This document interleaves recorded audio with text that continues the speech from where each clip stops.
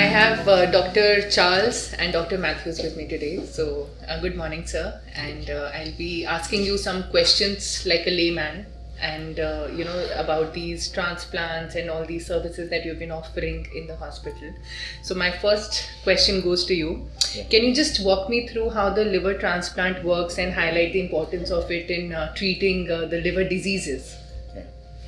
So, transplant, if you put it very simply, is changing a vital damaged organ with a functioning normal organ. So clearly those organs have to be donated. So there's also a donor in the picture, also an organ in the picture. So that's what makes a transplantation surgery or the intervention quite unique. Unlike most of the interventions where it's just the patient and the doctor, there's also a donor or an organ involved in this. So there's a benevolent person who's acting out of pure goodwill to donate his or her part of body to save another human being. So transplantation, it's about saving life, and it's only done when it is the only option to save that person's life. Okay, and how do you deal with people, the emotions of people, the donor, the person who's taking the organ, and how is the experience for you as a doctor and also as a human being? Yeah, it is quite sometimes can be quite challenging because the circumstances are quite variable, and every set of patients, donors and recipients, they are unique because sometimes it's a mom donating to their child, or the child donating to a mother, or it's a granddaughter donating, or vice versa, etc. So it's a hugely emotionally charged situation. There's somebody in the family who's desperately ill, whose life is at risk, and the life can be saved through this intervention. But for that, a perfectly healthy person has to go through a surgery, which in itself carries a finite risk for the donor also. Right. So there's emotions for the recipient, there's emotions for the donor, there's emotion for the family members. So as far as the family member or the recipient is concerned, there are two lives at risk when a donor is also being operated. So as doctors, we have to reassure them, we have to give them the hope, courage, and at the same time be realistic about the expectations. And make them understand that by and large it is going to be a positive outcome. Amazing. So the second question is about pediatric transplant. So how do you handle these little patients while performing the organ transplants for them? Yeah, it kind of relates to the previous question you asked me about the emotions. So when you're dealing with children, which is what the pediatric transplant is, so you're dealing with the child as well as the whole family. So you have parents, you have grandparents on either side. The anxiety levels are quite high. Then you have a desperately sick child. But the pediatric transplants are extremely rewarding because you can see how not just that you're able to bring a child back from brink of death. Right. You can essentially restore the child to normalcy.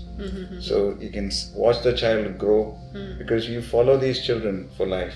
You can see them grow, they go to school, they get married, they have a job, they have children, they have families of their own, and it's extremely rewarding doing pediatric transplants. Okay, and is there any duration also that that this is the approximate duration they actually can extend after a particular transplant?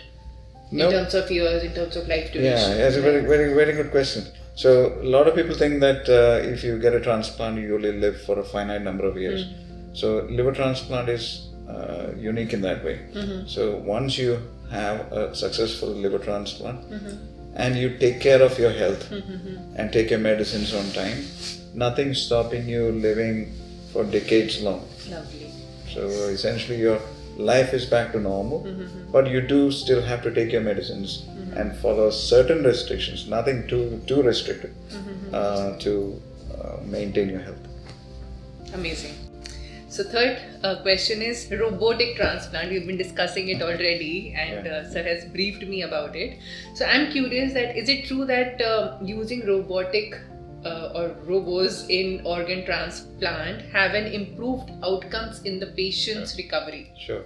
So we use robotic transplants, or the other big term for it is called minimally invasive or keyhole. It's mainly to help donors. One of the biggest problems for donors is donors are undergoing surgery which they really don't need to undergo, because they're actually undergoing surgery for the recipient. And they are essentially left with a scar. And typically these donors are young people who are obviously very body conscious. And the recipients get better, they get back to health.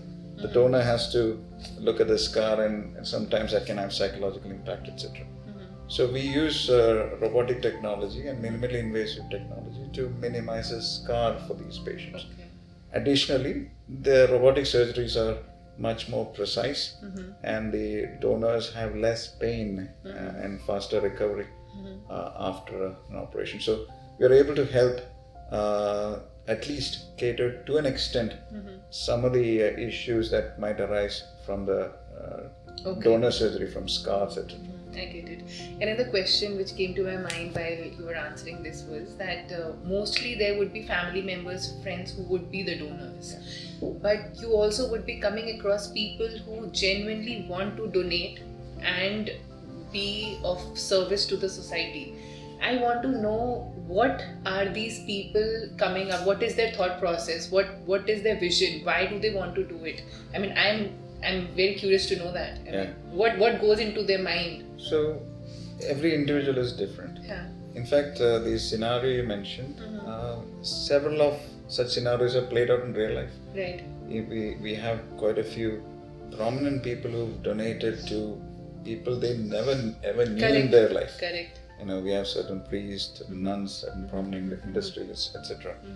So it is a feeling which comes out of pure love, affection, and humanity, basically.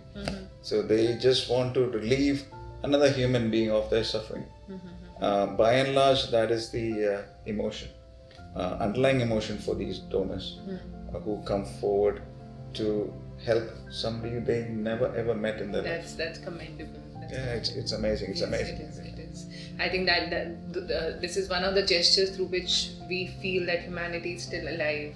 Yeah, when you see stuff like that, that's when you restore your faith in humanity as well. So. Correct, absolutely.